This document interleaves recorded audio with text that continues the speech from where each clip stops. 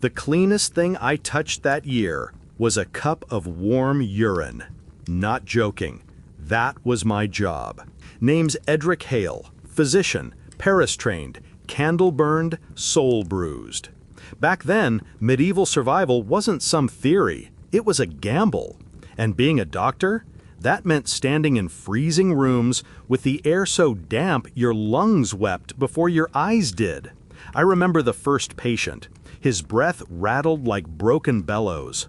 He was drenched in sweat, clutching his stomach. And me? I stood 2 feet away, hands behind my back, because touching him? Unprofessional. Dignity first, diagnosis second. You didn't check pulses, you observed humors. You sniffed the air and hoped not to gag.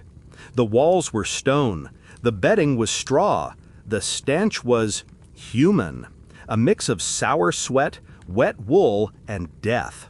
I said wise things, Latin things, but I was guessing. We all were, and still we wore rings to prove we were right. Being a doctor was like marrying death, then pretending you could save the in-laws. And if you were that doctor, no tools, no gloves, no real knowledge. Just words, fear, and that cup of piss. Would you just watch them die, or risk everything to break the rules? They told me I'd be a healer. But after 7 years of study, the truth hit me like a slap from a dying man I wasn't allowed to approach. I had more contact with books than with bodies. The first time I watched a man die, I was standing like a statue, 2 paces away, hands behind my back. The sweat on his skin shined like oil. His breaths came like hiccups swallowed by the dark. His wife was weeping. I was reciting. They trained us like priests, not doctors. Touching the body, that was for others. Real physicians used their eyes, their noses, and a bit of Latin if things got really desperate. The room was thick with the smell of boiled cabbage, damp wool, and rotting flesh hidden under old bandages. He clutched his chest, reached out. I didn't move.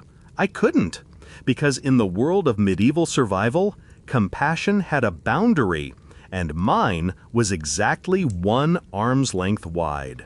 If you're thinking this sounds insane, oh friend, this was just another Tuesday.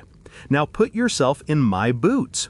Would you break every rule, risk your career, and reach out? Or would you stand frozen and pray the sickness passed you by? If you had to choose, which kind of doctor would you trust with your life? The one who never touches, or the one who dares the risk? Tell me below. But if you think the rules were the strangest part, you haven't seen how we really tried to figure out what was killing people. If you think being a medieval doctor meant wisdom, knowledge, and skill, think again. Most days, it felt like I was 1 bad sniff away from a guess. We didn't have x-rays. We didn't have thermometers. We had glassware and urine, lots of it. Every morning, I'd line up little cups of it like a sommelier preparing for a tasting. Color, clarity, warmth, that's how we made our calls. Too yellow? The liver's overheated. Too pale? Weak constitution. Bubbles on top? Spirits are disturbed. Smell a little sour? That's fever. Smell a little sweet? Likely death. And don't get me started on consistency. Yes, consistency. One patient's sample once jiggled like spoiled pudding. I remember thinking, this man's soul is already halfway out of his body. It was quiet work, candlelit, reverent even, and completely useless. But we didn't say that out loud. No, we wore rings, quoted Aristotle, and acted like alchemists of the bladder. Modern folk laugh at this, I know. But at least I never charged someone 1,000 coins just to Google their symptoms and hand them thyme tea. Back then, we guessed. Today, you pay to be guessed at, with Wi-Fi. But what came next wasn't medicine. It was a gamble with blood on the line. Are you ready to see how treatments could kill faster than the disease? They called it a treatment. I called it what it was, a gamble with blood on the table and nothing in my hand but a dull blade. The patient was burning up, skin slick with sweat, eyes rolling back like shutters in a storm. So I did what every good doctor was trained to do. I opened a vein and let him bleed. The bowl filled quickly, thick, dark, with a copper tang that clung to the back of my throat. By the time I checked his pulse again, he had none. The good news? The fever was gone. The bad news? So was he. I tried everything: vinegar, leeches, mustard plasters, even holy relics once. We made poultices from ash and honey. We boiled toads into tea. We wrapped fevers in damp cloth and whispered prayers to saints who didn't answer. Sometimes people got better, sometimes they didn't, and sometimes they got worse because of me. But you had to look calm, confident, like you were born holding a scalpel, even when you were mostly holding your breath. Medicine back then was part show, part superstition, and one part sheer luck. And still, people lined up for it, because the only thing scarier than the disease was having no one at all to try. And hey, if you've made it this far without fainting, go ahead, hit like, subscribe, and join the tiny club of people who now know more about medieval medicine than most of the men who practiced it. Because the worst was still to come. And when the real killers arrived, diseases with names whispered like curses, we were the first to walk in and the first to fall. The first time I saw the plague up close, it wasn't the bodies that scared me, it was the silence. That thick, unnatural hush, like the world had taken a breath and wasn't sure it wanted to let it out again. The room was dim, cold too, the kind of cold that clings. 35 degrees Fahrenheit, maybe close to 2 Celsius. The kind of cold that made even the walls feel like they wanted to back away from the dying. The patient was already gone by the time I arrived. Black swellings under the arms, dark foam at the lips. The bed was soaked in sweat, and something else I didn't want to name. And still, I stepped inside. No gloves, no mask, just my hands, my breath, and a prayer I didn't really believe. You didn't fight the plague. You entered its room and hoped it was busy elsewhere. Every house I visited felt like a tomb pretending to be a home. Doors half open, candles burning low, the air sharp with ash, vinegar, and fear. Sometimes the family had fled. Sometimes they were still inside, waiting, watching, already coughing. And me? I kept going, because if I didn't, no one else would. Not the nobles, not the bishops, certainly not the men who sat in stone halls discussing medicine by candlelight, sipping wine while I was out here inhaling death. I'd wipe my hands on my robe, breathe through a clove of garlic stuffed in my mouth, whisper something that sounded like comfort, and move on to the next house. Because when the plague came through, being a doctor wasn't a calling, it was a countdown. But as terrifying as the plague was, as cruel, as untouchable, as absolute, it wasn't always the worst thing in the room. Sometimes the true threat didn't have a smell or a cough. It had a robe and a cross, and it spoke Latin better than I ever did. You think you've been judged? Try being called a servant of Satan for using garlic? Not poison, not blood rituals, garlic on a wound? And suddenly I'm one robe short of being burned alive. The patient was a noble, cut deep across the thigh, red, swollen, angry, infection setting in fast. I crushed cloves into a paste, mixed it with vinegar, basic stuff. It worked before, it should have worked again. But then the bishop walked in. Heavy robes, gold cross, smell of incense so thick it clashed with the stink of rot. He took one look at the poultice and froze. "This," he said, "is sorcery." And just like that, I was no longer a healer. I was a threat. See, in those days, if you knew too much, you were dangerous. If you healed someone without praying the right prayer, witchcraft. If your methods worked better than God's timing, blasphemy.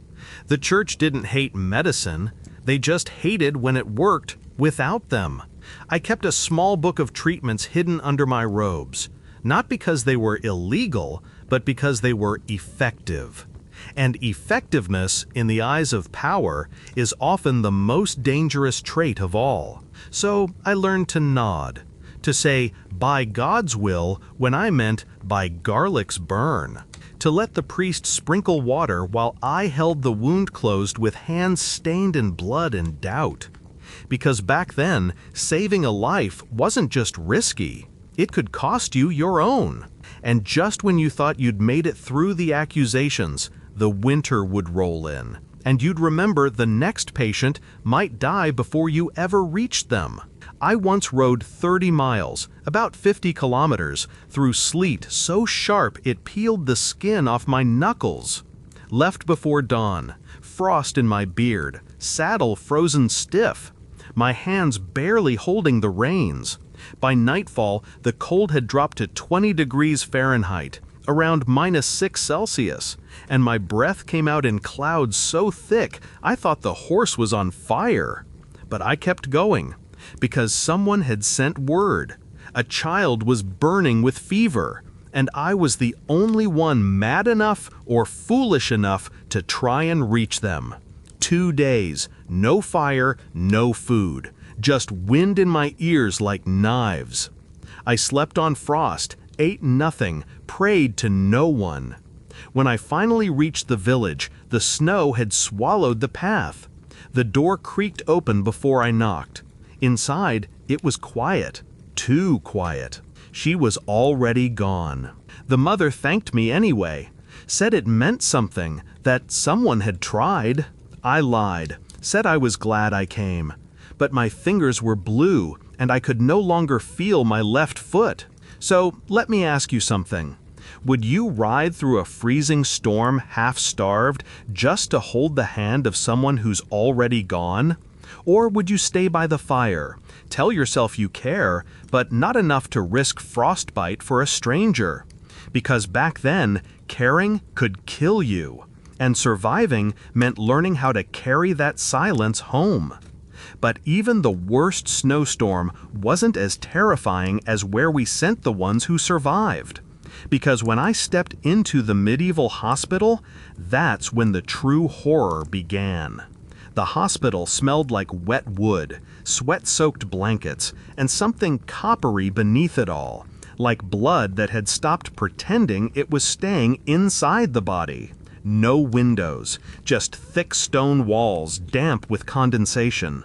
The air was heavy, warm in the worst way, like a breath someone else had already exhaled.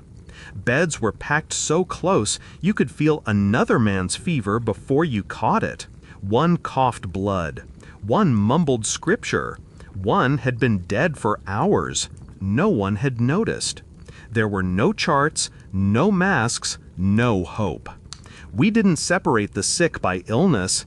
Everyone shared everything. Beds, bowls, death. You want irony? The hospital wasn't where people came to be saved. It was where families sent them to die somewhere else. I walked those halls every day, hands raw, eyes stinging from the stench, trying to decide who might still make it and who was too far gone to bother. And I ask you, really ask you, could you do that? Could you walk into a room with a dozen dying strangers, knowing every breath might be the one that ends you? Would you stay, or would you run? Because I stayed, day after day. And if you're still watching this, maybe you've got the same kind of madness I did. So go on, like, subscribe, and join the Barely Sane Club. Not everyone survives 2 days as me. Ready for the most bizarre part? When medicine failed, we turned to the heavens, literally. We charted the stars before we opened a vein. Because obviously, if Venus was in opposition, your liver wasn't ready to bleed. I once delayed treatment for 2 full days because Saturn was looking aggressive. The man died, but according to the heavens, the timing was perfect. That was the kind of medicine we practiced, not based on evidence, based on orbits. We carried calendars thicker than anatomy books. Moon phases, planetary alignments, star positions. I knew more about Mars than muscle tissue. The room could reek of infection. The wound could be black. But if Mercury wasn't aligned with the 3rd house, we'd wait. Wouldn't want to offend the cosmos. Sometimes I wonder what would have happened if I'd trusted my eyes instead of the sky. But back then, the heavens had more authority than the pulse beneath my fingers. And here's the twist that still makes me laugh. While we, the educated, the Latin-speaking, the robe-wearing doctors, consulted constellations, a barefoot midwife in the next village was boiling willow bark and saving lives. She couldn't spell Saturn, but she could stop a fever. So now I ask you, who would you trust? The man with a degree in star whispers, or the woman with dirty hands and a trail of survivors? Meanwhile, the so-called village fool was actually saving lives and changing everything I thought I knew. She had no books, no robe, no ring on her finger, just dirt under her nails, a bag of roots, and results I could never explain. They called her a fool. I called her, quietly, humbly, 3 times. The first was for a child, burning with fever. I'd tried everything I was taught: bloodletting, prayer, cold cloths soaked in vinegar. Nothing worked. She walked in, barely acknowledged me, and placed a hot compress of yarrow and willow on the boy's chest. Whispered something I didn't understand. By morning, he was sitting up, asking for soup. I told myself it was coincidence, the stars, luck. But when it happened again and again, I stopped lying, at least to myself. She never mocked me, just worked. Quiet, steady, real. And the truth I learned, the one no one printed in those Latin scrolls, was this: most of what we did as doctors was theater. What she did was medicine. So let me ask you something uncomfortable. If your child was dying in the cold, would you wait for a man in silk with scrolls, or run for the barefoot woman with the bitter tea? And if the bitter tea saved them, would you thank her or accuse her of witchcraft? Because back then, both were likely. And even when we did help, when we got it right, we didn't walk away clean. We carried something with us, something heavier than any scalpel. If they died, it was my fault. If they lived, it was God's grace. And if they lingered in pain somewhere in between, well, then I was just prolonging the punishment. That's how it worked. I'd walk into a village, tired, soaked, blood still on my cuffs from the last house, and before I could say a word, someone's eyes were already accusing me. The patient died?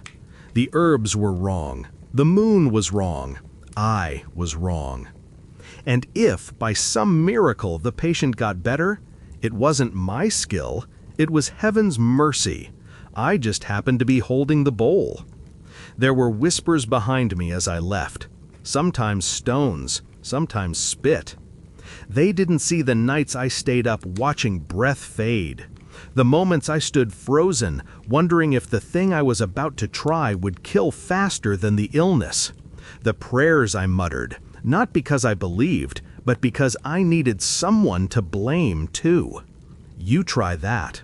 For 1 month, walk into a stranger's home with nothing but a guess and a hope, knowing that if they die, you'll be the villain, and if they live, you'll still be forgotten.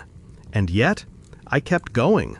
Not because I wanted to be a hero, but because if I didn't, who would? What kind of person keeps walking into fire knowing no one's waiting with water? That's what I'm trying to figure out, even now. I didn't survive because I was the smartest or the bravest. I survived because I learned when to keep my mouth shut and when to laugh at the screaming. Medieval medicine was a joke, not the funny kind, the kind whispered at funerals when no one knows what else to say. I bled men who were already weak, prescribed dirt and wine and prayers. I burned herbs, opened veins, read stars, and sometimes, just sometimes, held a dying hand because there was nothing else left to do. And through it all, I kept a little ember of dark humor tucked behind my teeth, because if I didn't laugh, I'd break. The blood, the cold, the coughs that shook walls, the faces I still see in dreams, I carry them all. And yet, here I am, old bones, bitter tongue, still breathing. Not because I was good, but because I was too damn stubborn to lie down when death came tapping. So now let me ask you, do you still think you'd last a week as me? With no gloves, no tools, no real hope, just grit, guesswork, and guilt? I doubt you'd make it past the first sunrise. But if you've listened this far, maybe, just maybe, there's something inside you too. Something cracked, something cold, something willing. Welcome to the madness. If you're still breathing, then you're built for this. Subscribe now and join our brotherhood, forged in blood, cold, and brutal truths. Drop your thoughts below. Would you survive or be remembered? A like keeps this legacy from vanishing, like so many bones in the frost. Share it, and don't stop now. Your training is far from over. The next trial waits.